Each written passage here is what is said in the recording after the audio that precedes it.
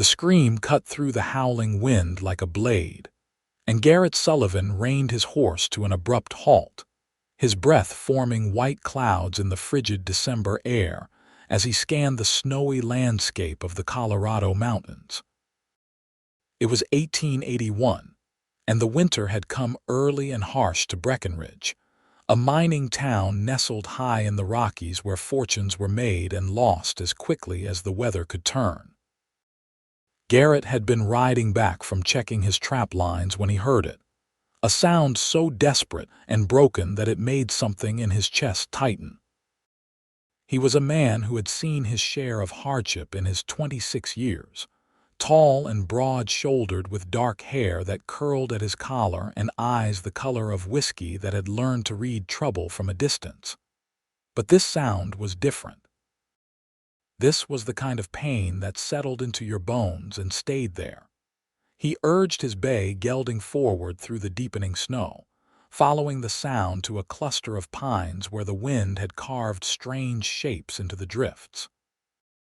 That was when he saw her, a young woman crumpled against a fallen log, her dark cloak dusted white with snow, her whole body shaking with sobs that seemed to tear themselves from somewhere deep inside her. She had not heard him approach over the wind, and for a moment Garrett simply sat there on his horse, struck by the picture she made, so small and lost in this vast wilderness. He dismounted quickly, looping his reins around a low branch, and approached carefully so as not to startle her. When he was close enough to touch her shoulder, he called out gently over the wind, "Miss, are you hurt?" She looked up with a gasp, her face streaked with tears that had begun to freeze on her cheeks. She was younger than he had first thought, perhaps 21 or 22, with delicate features that were striking even in distress. Her eyes were an unusual shade of green, like spring grass after rain, and they were wide with fear and grief. Dark auburn hair had come loose from its pins and whipped around her face in the wind. "Please," she choked out, "please just leave me be." Garrett crouched down beside her, ignoring the cold seeping through his wool coat. "I cannot do that, miss. You will freeze to death out here before nightfall, and it is coming on fast." "Maybe that would be for the best," she whispered, fresh tears spilling down her face. The words hit him harder than he expected, and Garrett felt something shift inside him. He had known despair himself, after his parents died of fever when he was barely grown, after he had watched good men die in mining accidents and bad men prosper. But he had never given up, and he was not about to let this woman do so either. "No," he said firmly, reaching out to brush the snow from her shoulders with gentle hands. "No, that would not be for the best. Whatever has happened, whatever has brought you out here, there is always a reason to keep going." She looked at him then, really looked at him, and he saw the moment when something in her eyes shifted from pure despair to a flicker of something else. Hope, maybe, or just exhaustion so deep that she no longer had the strength to resist. "I have nowhere to go," she said, her voice breaking. "I have nothing left." Garrett pulled off his neckerchief and used it to wipe the tears from her face, his movements careful and kind. "You have right now," he said quietly. "You have this moment and the next one and the one after that. Sometimes that is all we can manage, and that is enough." He could see she was dressed well beneath her cloak, in a traveling dress of deep blue wool that spoke of money and refinement, but her gloves were thin and her hands were red with cold. Whatever had brought her to this desperate moment, she was not some local girl who had simply lost her way. "Can you stand?" he asked, offering his hand. She hesitated, then placed her freezing fingers in his. Her hand was so cold it felt like ice through his leather glove, and he made a sound of concern as he helped her to her feet. She swayed unsteadily, and he caught her elbow to steady her. "When did you last eat?" he asked. "I do not remember," she admitted. "Yesterday morning, perhaps." Garrett shook his head and guided her toward his horse. "We need to get you warm and fed. My cabin is about 3 miles from here. Can you ride?" "I think so," she said, though her voice was uncertain. He helped her into the saddle, then swung up behind her, wrapping one arm around her waist to keep her steady. She was trembling so hard he could feel it through all their layers of clothing, and he urged the gelding into a steady walk, not wanting to risk a faster pace in the deep snow. He arranged his heavy coat so it covered more of her, pulling her back against his chest where his body heat might do her some good. They rode in silence for a time, the only sounds the crunch of the horses' hooves in the snow and the endless howling of the wind. Garrett could feel her gradually relaxing against him as his warmth seeped into her, and after a while her trembling eased slightly. "I am Garrett," he said near her ear so she could hear him over the wind. "Garrett Sullivan." There was a pause, and then she said, her voice so soft he almost missed it, "Sophia. Sophia Edwards." "Well, Miss Edwards, I am glad I found you when I did. Another hour out here and you might have been past helping. Would that have mattered?"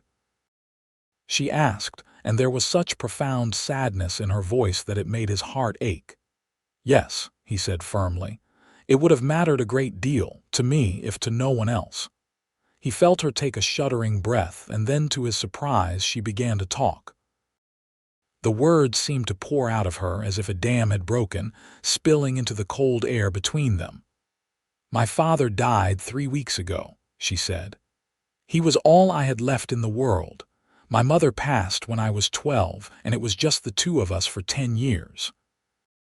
He was a banker in Denver, a good man, an honest man. But after he died, they found irregularities in the accounts, money missing. They say he stole it, that he was a thief and a fraud."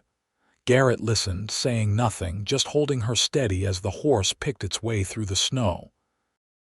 "They took everything," she continued, her voice raw with pain. "The house, the furniture, even my mother's jewelry. They said it all had to go to pay back what he supposedly stole. But he did not steal anything, I know he did not. He was the most honest man I ever knew. Someone else must have done it and made it look like him, but no one would listen to me. No one cared." "I am sorry," Garrett said, and he meant it. "My fiancé," and here her voice broke completely. "My fiancé broke off our engagement the day after the scandal broke. He said he could not marry the daughter of a thief, that it would ruin his reputation. We had been planning our wedding for 6 months. I thought he loved me. I thought he would stand by me." Garrett felt anger kindle in his chest at this unknown man who had abandoned her when she needed him most. "Then he was a fool and a coward," he said bluntly. Sophia made a sound that might have been a laugh or a sob. "His family was wealthy and well-connected. I suppose I cannot blame him for not wanting to be dragged down by association with me." "I can," Garrett said. "Love means standing by someone through the hard times, not just the easy ones. I had nowhere to go," she continued as if he had not spoken. "My father had a friend here in Breckenridge, a Mr. Thornton who owned a mine. I wrote to him, hoping he might give me a position as a governess or a housekeeper, anything to survive. He wrote back saying he had a place for me. I sold the last thing I had, a small brooch my father gave me for my last birthday, to buy a stage coach ticket." The horse stumbled slightly in a deep drift, and Garrett guided it carefully around the obstacle before Sophia continued. "I arrived this morning, half frozen and exhausted, only to find that Mr. Thornton died 2 months ago. The new owner of his property had no idea who I was and no position for me. I had spent my last dollar on that stage ticket.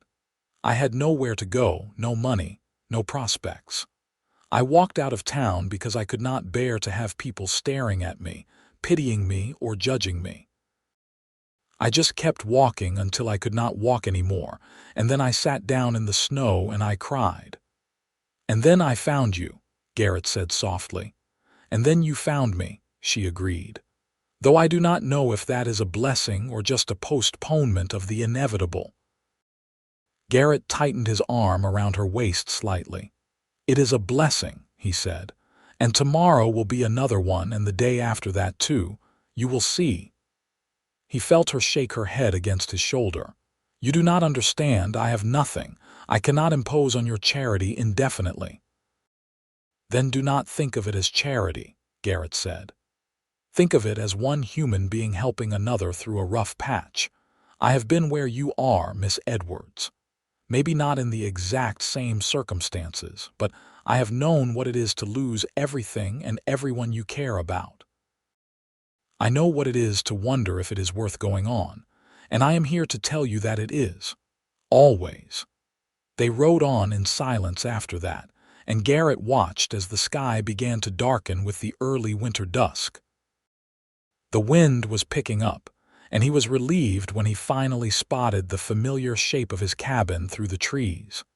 It was not much, just a single room with a loft for sleeping, but it was solid and warm, and right now it looked like paradise. He dismounted first, then helped Sophia down, keeping his hands on her waist to steady her as her feet touched the ground. She swayed, and he caught her against him for a moment before she found her balance. "Come on," he said gently, guiding her toward the door while he kept one hand on his horse's reins. "Let us get you inside and warm." The cabin was cold since the fire had gone out while he was away, but it was out of the wind, and that alone felt like a gift. Garrett settled Sophia in the single wooden chair near the hearth, then quickly saw to his horse, leading the gelding to the small shelter he had built beside the cabin and rubbing him down before giving him grain and water. By the time he came back inside, his fingers were numb with cold. He worked quickly to build up the fire, coaxing the embers he had banked that morning back to life and adding kindling, and then larger pieces of wood, until flames were crackling cheerfully in the hearth. The cabin began to warm immediately, and he turned to find Sophia watching him with those striking green eyes. "Thank you," she said quietly. "You did not have to help me." "Yes, I did," Garrett said simply. He moved to the small stove in the corner and began preparing coffee, then rummaged in his supplies for bread and salt pork. It was not fancy, but it was hot and filling, and right now that was what mattered. As the food cooked and the coffee brewed, filling the cabin with warmth and good smells, he saw some of the tension begin to leave Sophia's shoulders. Color was returning to her face, and her hands had stopped their trembling. She had removed her thin gloves and was holding them close to the fire to dry. When the meal was ready, Garrett handed her a tin plate and cup and settled himself on the floor near the hearth since there was only one chair. She protested, but he waved her off. "Eat," he said. "You need it more than I need a comfortable seat." She ate slowly at first, then with increasing hunger, and Garrett was satisfied to see her finish everything on her plate. The coffee seemed to warm her from the inside, and by the time she set down her empty cup, she looked almost human again instead of like a frozen ghost. "Tell me about yourself," she said suddenly, surprising him. "You know all my sad story. It seems only fair I should know something of yours." Garrett shrugged, uncomfortable with talking about himself. "There is not much to tell. I grew up in Missouri, came west with my parents when I was 15. They had dreams of making their fortune. Instead, they caught fever and died within days of each other the winter after we arrived. I have been on my own ever since." "That must have been terrible," Sophia said softly. "It was," he admitted. "But I survived. I worked in the mines for a while, saved my money, bought this piece of land. I trap and hunt, do odd jobs in town, get by well enough. It is not the life my parents dreamed of, but it is mine, and I am content with it." "Do you never get lonely?" she asked. The question caught him off guard with its directness. "Sometimes," he said honestly, "but I have learned to be comfortable with my own company." and Breckenridge is not so far that I cannot ride in when I want human conversation." Sophia was quiet for a moment, staring into the fire. "I do not know what I am going to do," she said finally. "I have no money, no skills that anyone would pay for, nowhere to go." Garrett stood and took her empty plate, setting it aside. "You do not have to figure it all out tonight," he said. "Tonight you are warm and fed and safe. That is enough for now. Tomorrow we can think about what comes next." She looked up at him, and he saw tears gathering in her eyes again. "Why are you being so kind to me? You do not know me. I could be anyone." "Because someone should be," Garrett said simply. "Because you needed help and I could give it. It does not need to be more complicated than that." A tear spilled down her cheek, and he reached out to brush it away with his thumb, the gesture as natural as breathing. "No more tears," he said gently. "You have cried enough for one day, I think." She gave him a watery smile, the first real smile he had seen from her, and it transformed her face completely. Even exhausted and grief-stricken, she was beautiful, but when she smiled, she was radiant. "Where will you sleep?" she asked, looking around the small cabin. "I have blankets," he said. "I will make a pallet by the fire. You can have the loft. It is warmer up there and more private." She started to protest, but he could see exhaustion overtaking her. The warmth and food after so much cold and hunger were making her drowsy, and her eyelids were drooping despite her efforts to stay awake. "Come on," he said, offering his hand. "Let me show you up." The loft was reached by a simple ladder, and he climbed up first to light the lantern he kept there, then helped her up. His bed was simple, just a straw mattress with quilts his mother had made piled on top, but it was clean and comfortable. He pulled back the covers for her. "I will be right down there if you need anything," he said. "Do not hesitate to call out." Sophia looked at him with an expression he could not quite read. "I do not know how to thank you," she said. "Then do not try," Garrett replied. "Just rest. Everything else can wait." He climbed back down and set about making himself a bed by the fire. The cabin was warm now, almost cozy, and he could hear Sophia moving around in the loft above, the creak of the bed as she lay down. He added another log to the fire and settled onto his makeshift pallet, staring at the dancing flames. He had told her the truth, that he had learned to be content with solitude, but there was something about having her here that made the cabin feel different. Less like a shelter and more like a home. He pushed the thought away, reminding himself that she was a woman in trouble who needed help, nothing more. But as he finally drifted off to sleep, his last conscious thought was of her smile and the way it had lit up her whole face. When Garrett woke the next morning, pale winter sunlight was filtering through the small windows and the fire had burned down to embers. He sat up, momentarily disoriented, then remembered everything that had happened the day before. He looked up at the loft and saw no movement, no sound. Sophia was still sleeping, which was probably for the best. She needed the rest. He moved quietly as he rebuilt the fire and put coffee on to brew, not wanting to wake her before she was ready. He stepped outside into the crisp morning air and saw that fresh snow had fallen during the night, covering everything in a pristine white blanket. It was beautiful in a harsh way, this wild country, and he had grown to love it despite its challenges. He was chopping wood when he heard the cabin door open behind him. He turned to find Sophia standing in the doorway, wrapped in one of his blankets, her dark hair loose around her shoulders. She looked younger like this, softer, and his heart did an unexpected skip in his chest. "Good morning," he said, setting down his axe. "There is coffee inside. Help yourself." "Thank you," she said, her voice still rough with sleep. "I cannot remember the last time I slept so soundly." "Your body needed it," he said. "Grief and cold take a toll."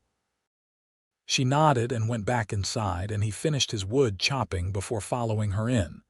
She had poured herself coffee and was standing by the window, looking out at the snowy landscape. "It is beautiful here," she said quietly. "Harsh, but beautiful." "That is one way to describe it," Garrett agreed, pouring his own coffee. "It is not an easy place to live, but it gets into your blood. I could not imagine being anywhere else now." Sophia turned to face him, and he could see she had been thinking. "I need to ask you something, and I need you to be honest with me." "Always," he said. "What are my real prospects here? In Breckenridge, I mean. What could a woman in my position actually do to support herself?" Garrett appreciated her directness and her courage in asking. He thought for a moment before answering. "Honestly, your options are limited. You could try to find work as a housekeeper or a cook, but most of the miners here are single men living rough. The few families that are here usually have wives who handle those duties. There is a school teacher, but that position is filled. There is the boarding house, but the woman who runs it is not looking for help that I know of." Sophia's face fell slightly, but she nodded. "I see. And what about other towns? The nearest is Leadville, about 30 miles northwest."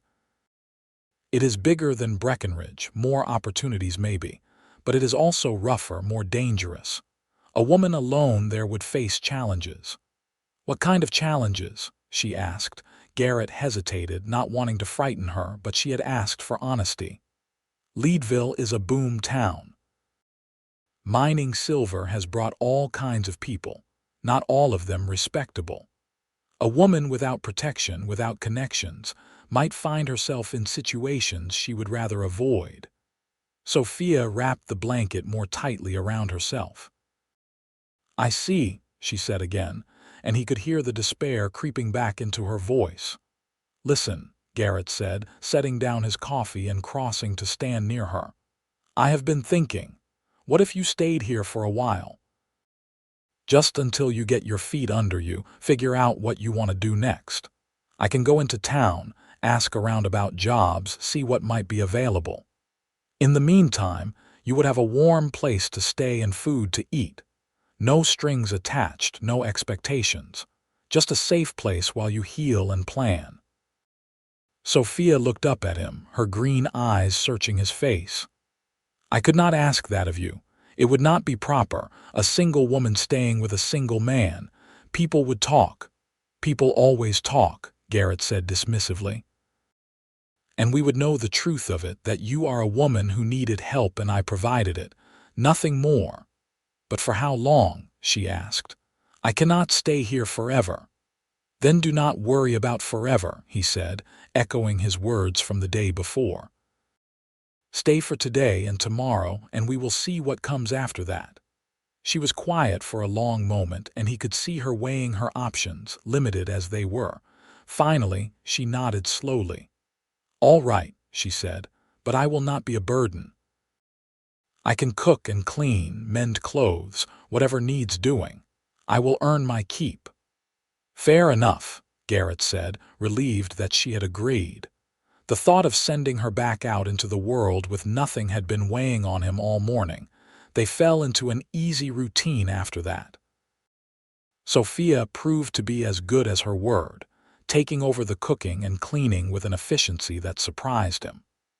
His cabin had never been so well kept, and the meals she prepared with his simple supplies were far better than anything he had managed on his own.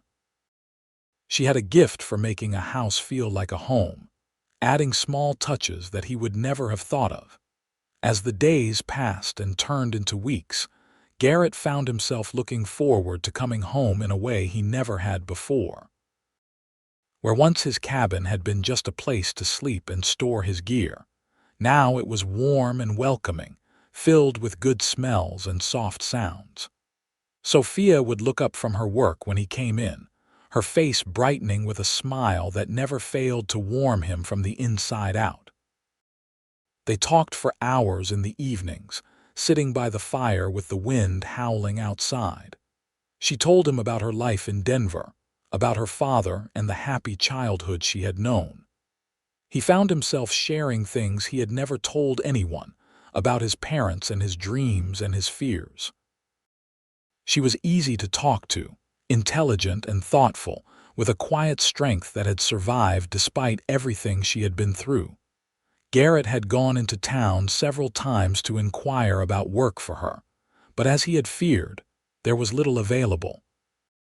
The few positions that might have suited her were either filled or required skills she did not have. He reported this to her honestly, and saw her face fall each time, but she never complained or expressed resentment. One evening about 3 weeks after he had found her, they were sitting by the fire after dinner when Sophia said suddenly, "Tell me about your trap lines. What exactly do you do?" Garrett looked at her in surprise. "It is not very interesting." "I set traps for beaver and marten, check them every few days, skin what I catch and sell the pelts. It is hard, cold work and not very glamorous." "But it provides a living?" she asked. "A modest one," he agreed.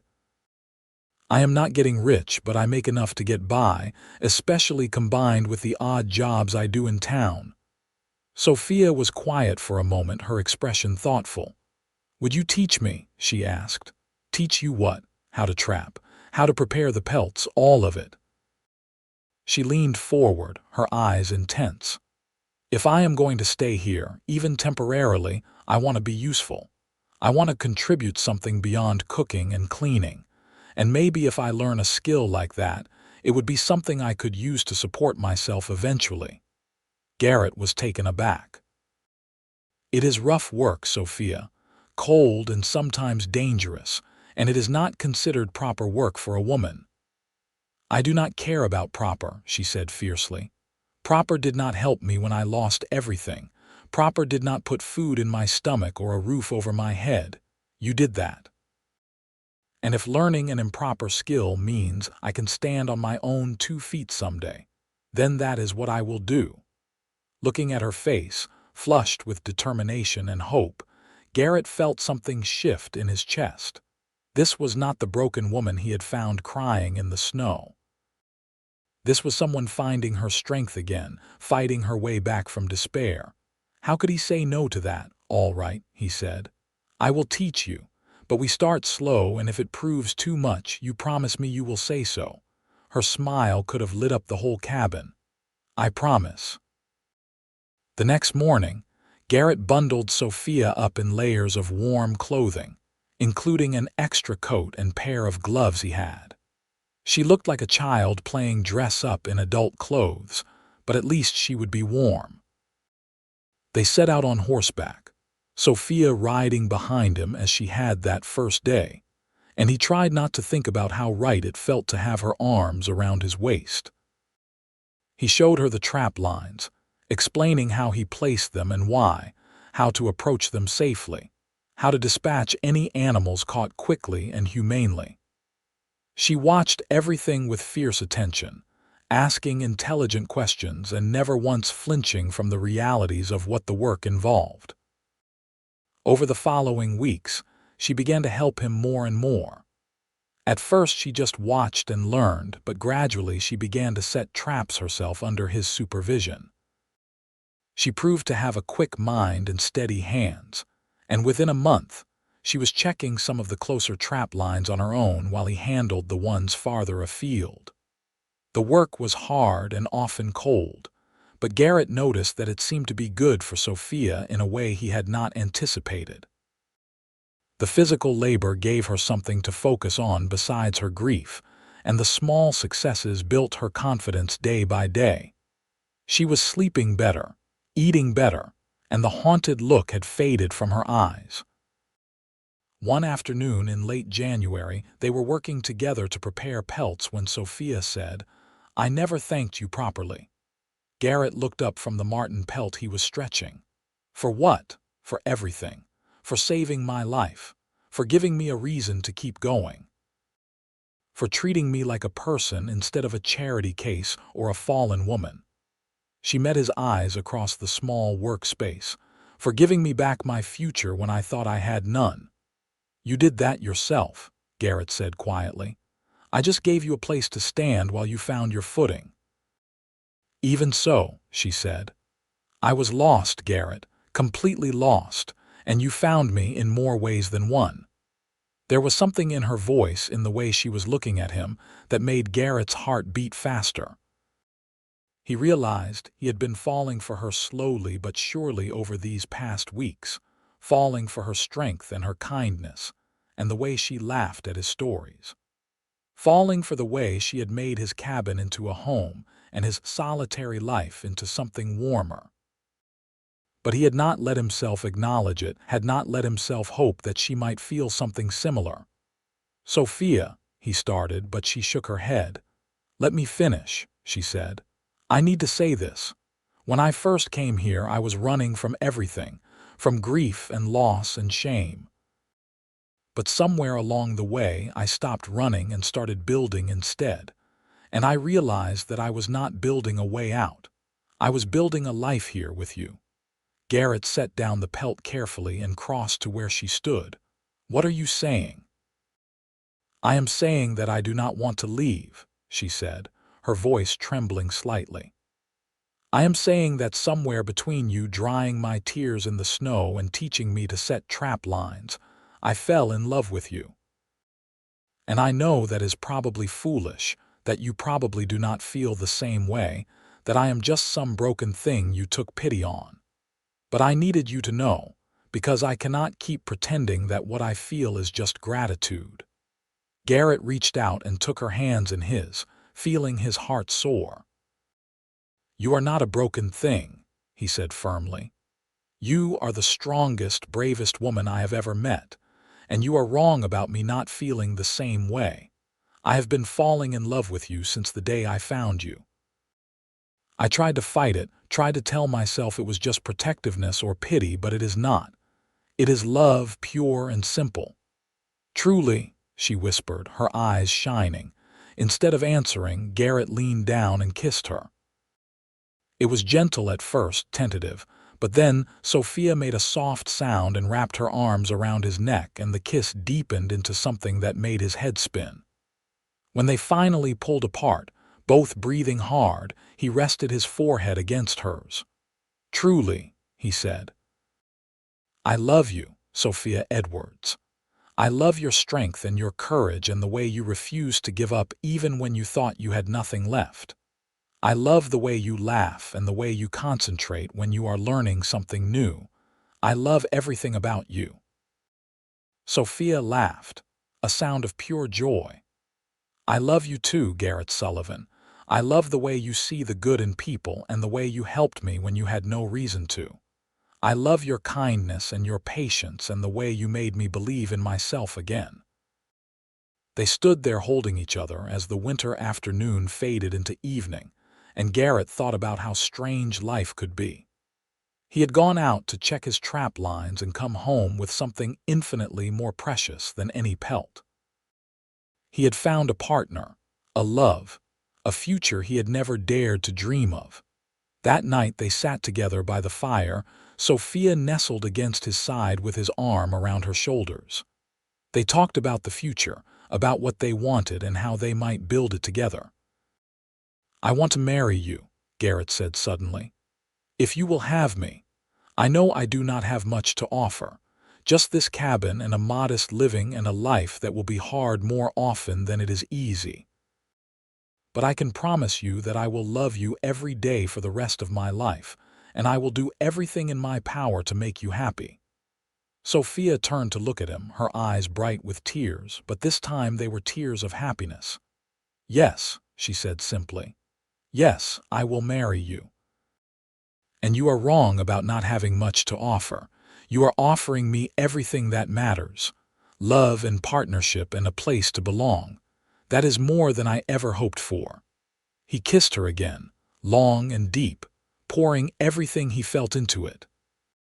When they finally pulled apart, Sophia laughed softly.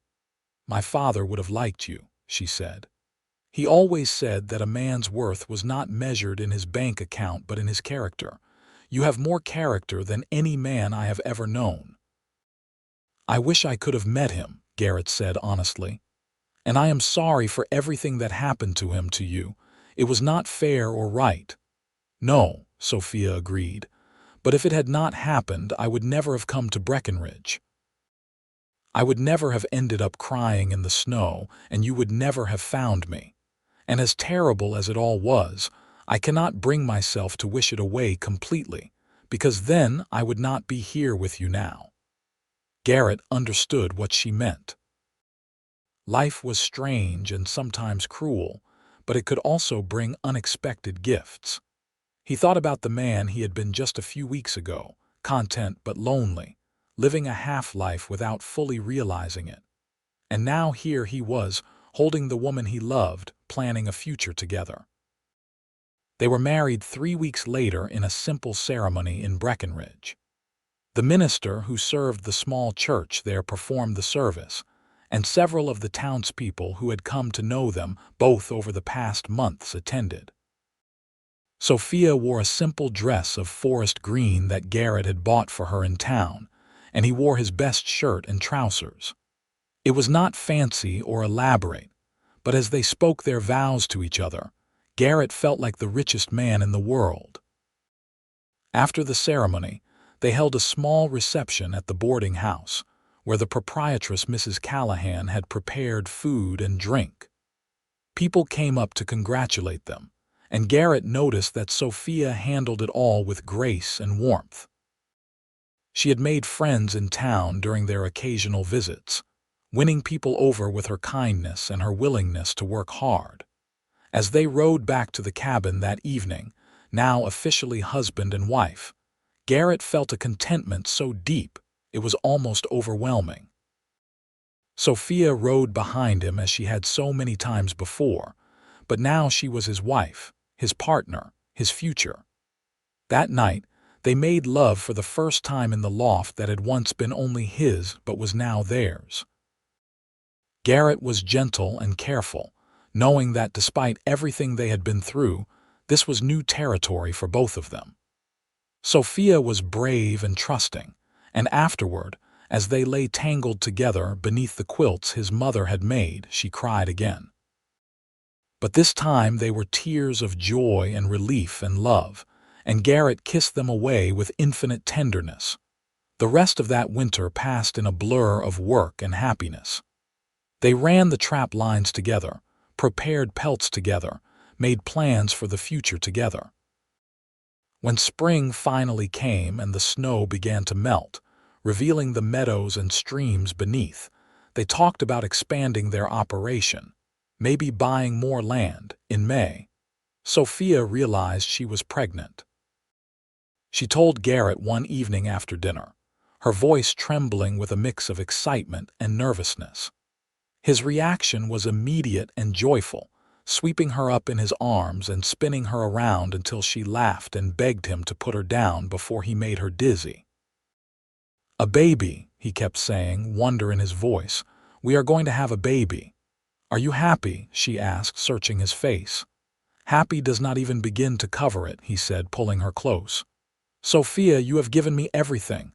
A home, a future, love, and now this. I feel like I am dreaming and I never want to wake up." She kissed him softly. "It is real," she said. "All of it. We built this together and we are going to keep building, our family, our life, all of it." The pregnancy progressed smoothly through the summer months. Sophia bloomed with health and happiness, and Garrett found himself constantly amazed by the changes in her body, the way she glowed with an inner light. He became increasingly protective, insisting she rest more and work less, though she argued that she felt fine. "I am pregnant, not fragile," she would say with exasperation, but her eyes were always soft with love when she said it.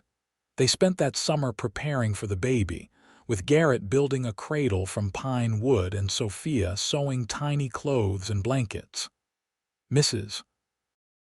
Callahan from the boarding house came out to visit several times, bringing advice and supplies, and other women from town followed suit. Sophia had become well-liked in Breckenridge, and there was genuine excitement about the baby's impending arrival. In November, just as the first snows were beginning to fall again, Sophia went into labor. Garrett rode frantically into town to fetch Mrs. Callahan, who had experience with such things, and then spent the next 12 hours pacing and praying and generally feeling helpless.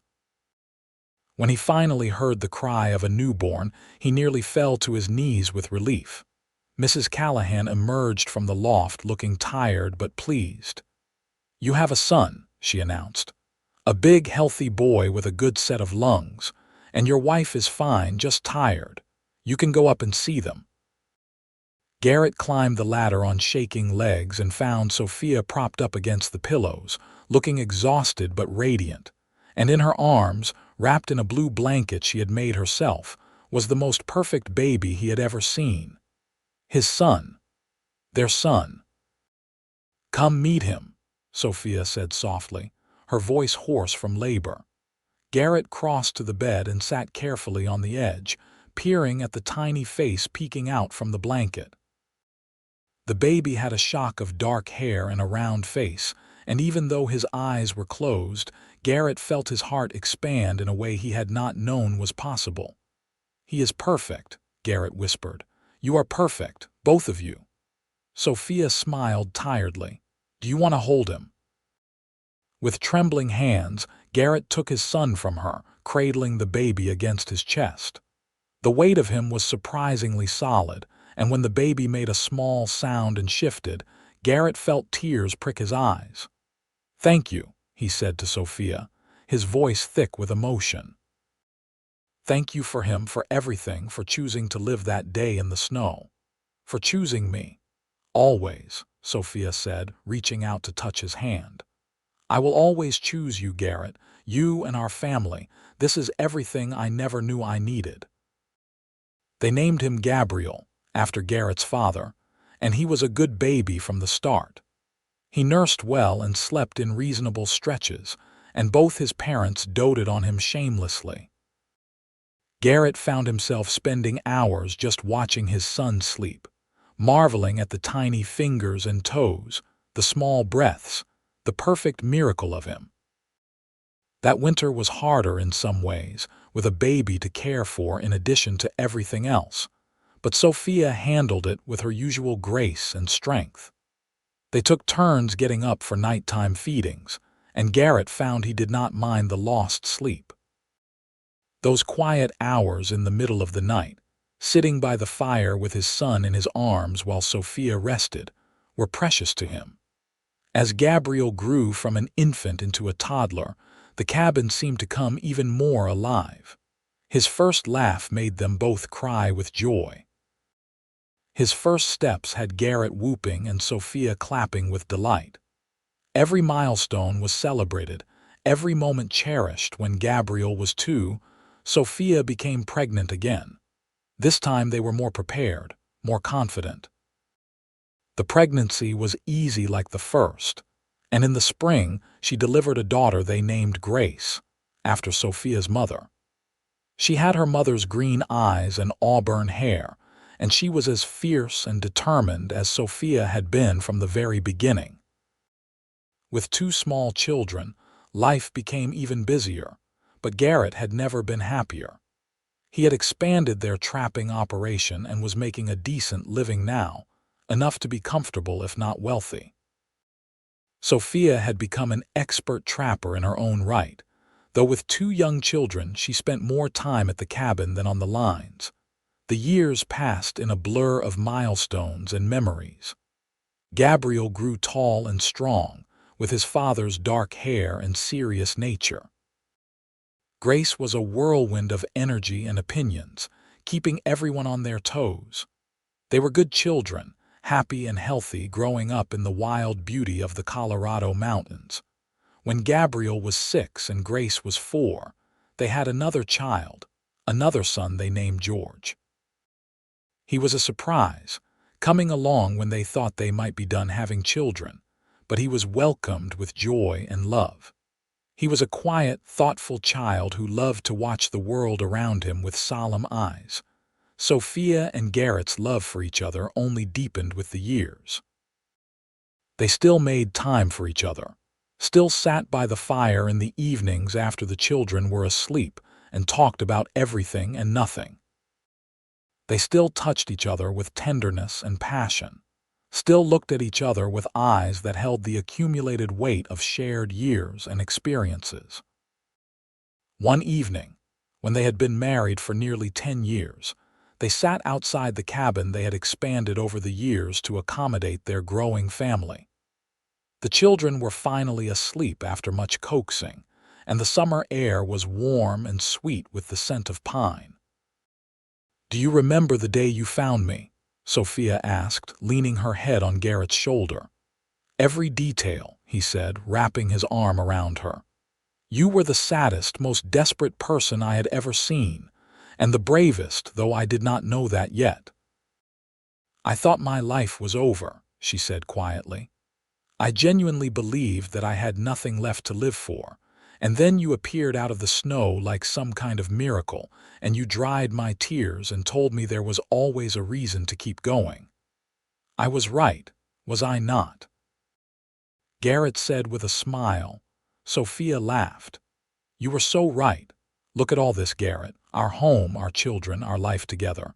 This is everything I never dared to dream of when I was sitting in that snow waiting to freeze.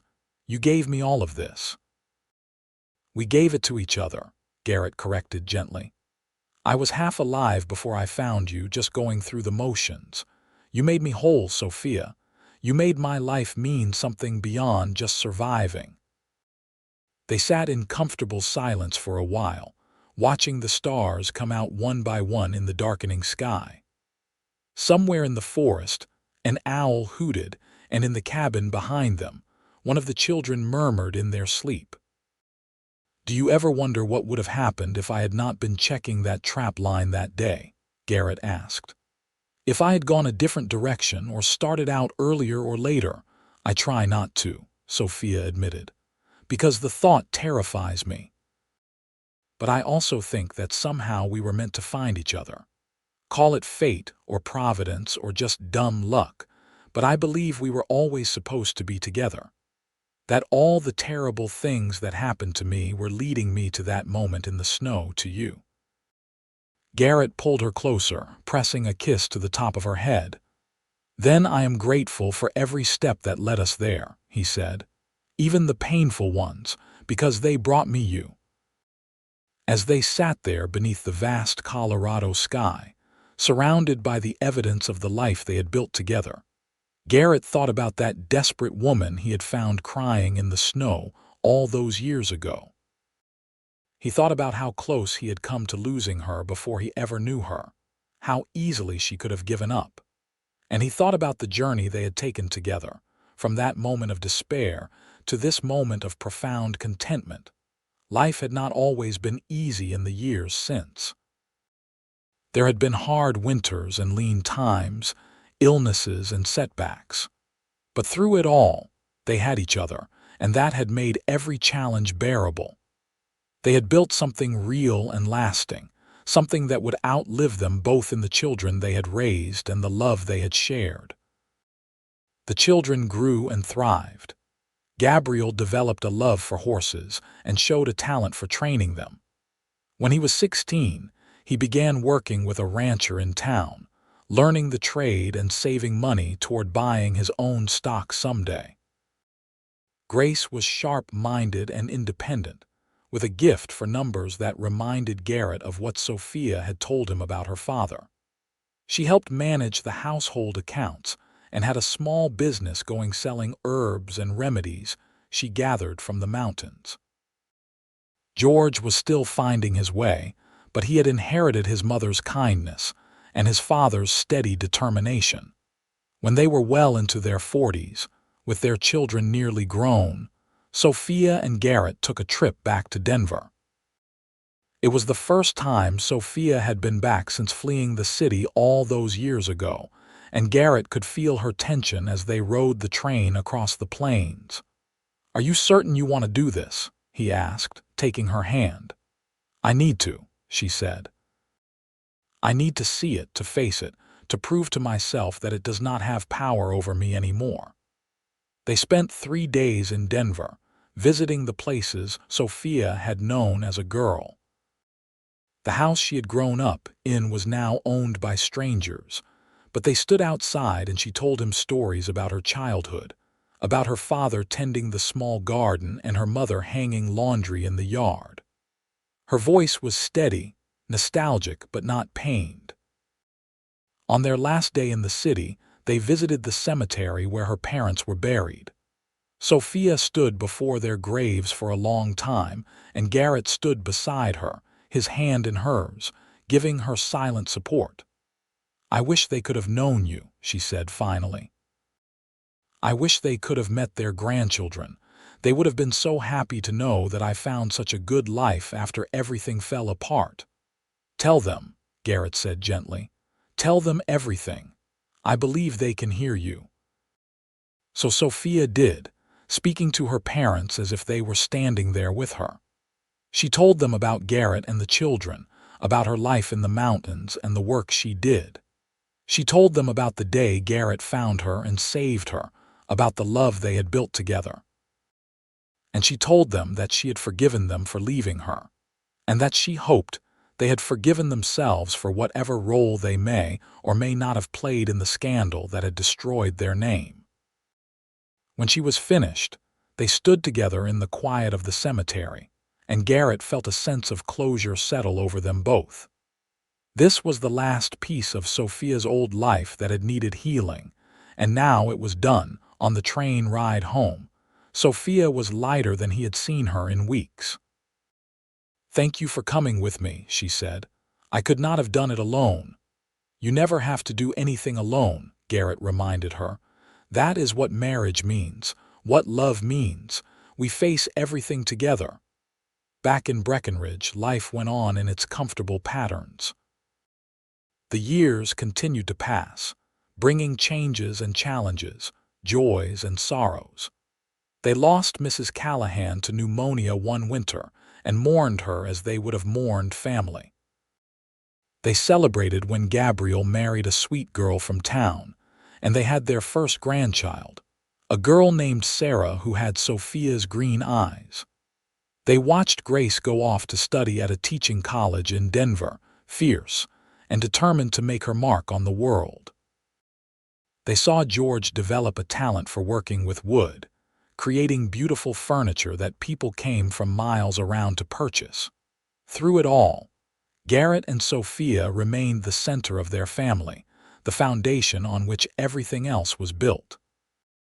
Their love had not dimmed with the years, but had instead grown richer and deeper, seasoned by experience and strengthened by all they had weathered together. On their 25th anniversary, their children threw them a party at the cabin. It was crowded with family and friends, with neighbors from town and fellow trappers from the mountains. There was food and drink and music, and Garrett danced with Sophia in the same room where he had first brought her, cold and despairing, all those years ago. 25 years, she marveled, looking up at him as they swayed to the music. A quarter of a century. How did that happen? "One day at a time," Garrett said, echoing the words he had spoken to her that first night. "One moment at a time, building something together."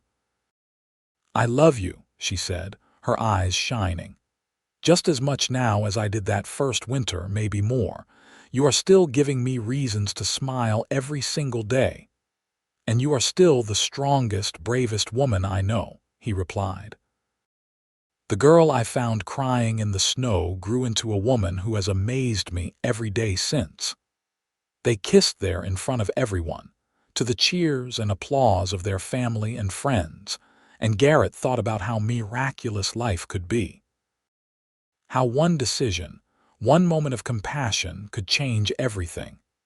How love could bloom in the most unexpected places and survive the harshest conditions. As they grew older, they began to slow down, as all people do. The trap lines were passed to younger hands, though Garrett still checked a few of the closer ones when the weather was good. They spent more time at home, with Sophia tending a large garden and Garrett doing woodwork alongside George. Their cabin, which had started as a simple one-room structure, had grown over the years into a proper house with several bedrooms and a large main room where the whole family could gather. Grandchildren came in steady succession, filling the house with noise and laughter. Garrett loved being a grandfather, loved bouncing babies on his knee and teaching the older ones to ride and trap and work with their hands. Sophia was in her element too, passing on her knowledge of herbs and healing, of managing a household and standing strong in the face of adversity. One winter evening, when they were both in their 60s, they sat by the fire in the familiar way they had done for decades. The house was quiet with the children and grandchildren gone home, and it was just the two of them again, as it had been in the beginning. "Do you remember what you asked me that first night?" Sophia said suddenly. "You asked if I was hurt." "I remember," Garrett said. "I was hurt," she continued. "Hurt in my soul, in my heart, in every part of me that mattered. But you healed me, Garrett. Day by day, moment by moment, you put me back together. You showed me that life was still worth living, that there was still beauty and joy to be found. You gave me everything." Garrett reached over and took her hand, the same hand he had taken that day in the snow, though now it was marked with age and work. "You gave me just as much," he said. "Maybe more. Before you, I was just existing. You taught me how to truly live, how to love, how to be part of something bigger than myself." They sat in comfortable silence for a while, watching the flames dance. Outside, snow was falling again, just as it had been that day so long ago when their lives had collided in the most unlikely of ways. "I am glad you found me," Sophia said softly. "So am I," Garrett replied. "So am I." They lived for many more years after that, surrounded by the family they had created and the community they had become part of. They saw great-grandchildren born and watched their children become grandparents themselves. They maintained the house together, tended the garden together, sat by the fire together in the evenings just as they always had. When Garrett was 73, he developed a cough that would not go away. Sophia nursed him through that winter, sitting by his bedside with the same fierce determination she had shown in everything else. But as spring approached, they both knew his time was growing short. "I am not afraid," he told her one evening, his voice weak but clear. "I have lived a full life, a happy life, because of you." "Do not talk like that," Sophia said, tears streaming down her face. "You are not leaving me yet. We have more time." "Maybe a little," he agreed. "But Sophia, listen to me. When I do go, I need you to promise me you will keep living. Keep smiling. Keep finding reasons to be happy. You are the strongest person I know. You survived before you met me, and you will survive after I am gone." "I do not want to," she whispered. "I know," he said gently. "But you will. For our children, for our grandchildren, for yourself. Promise me." Through her tears, she promised. Garrett passed away peacefully in his sleep a week later, with Sophia holding his hand and their children gathered around. He was buried in the small cemetery in Breckenridge, on a hillside overlooking the mountains he had loved. Sophia grieved deeply for him, but she kept her promise. She continued to live in the house they had built together, surrounded by family and memories. She tended her garden and taught her grandchildren and great-grandchildren the skills she had learned over a lifetime. She told them stories about their grandfather, about the day he had found her in the snow and saved her life in every way that mattered. She lived for 10 more years after Garrett died, and when her own time came, she went peacefully in her sleep, surrounded by love. She was buried beside Garrett on that hillside, and at her funeral, her children and grandchildren spoke of her strength, her courage, her love, and her unwavering determination to find beauty and joy even in the darkest times. The house they had built together remained in the family for generations, a testament to what they had created. Their descendants would gather there for holidays and special occasions, and they would tell the story of Garrett and Sophia to the younger generations, of how a cowboy had found a desperate woman crying in the snow, had dried her tears, and had given her reasons to smile. Of how that simple act of compassion had bloomed into a love story that spanned decades and created a legacy that would endure long after both of them were gone.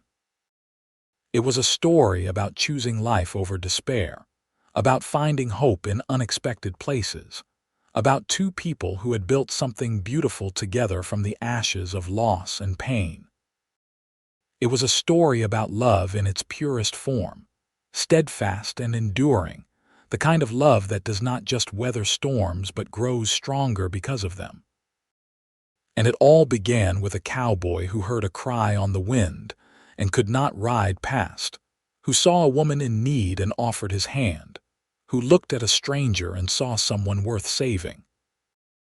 In doing so, he saved himself as well, finding in her the other half of his soul, the person who made his life complete. Their story became legend in Breckenridge, passed down through the years as an example of what true love looked like. Young couples would visit their graves and make wishes, hoping for a love as strong and lasting as what Garrett and Sophia had shared. The cabin that had sheltered them through so many winters was eventually restored and preserved, a reminder of where it had all begun. And on cold winter days, when the snow fell thick and white over the Colorado mountains, people would sometimes say they could feel the presence of that love still lingering in the air, warm and bright against the cold, a testament to the truth that even in our darkest moments, when we think we have nothing left, there is always hope. There is always tomorrow. There is always another reason to smile if we are just brave enough to accept the hand that reaches out to us in the storm. Garrett had reached out his hand that day, and Sophia had taken it, and in doing so they had both found everything they had been searching for without even knowing it. They had found home, they had found purpose, they had found joy. But most of all, they had found each other, and that had made all the difference.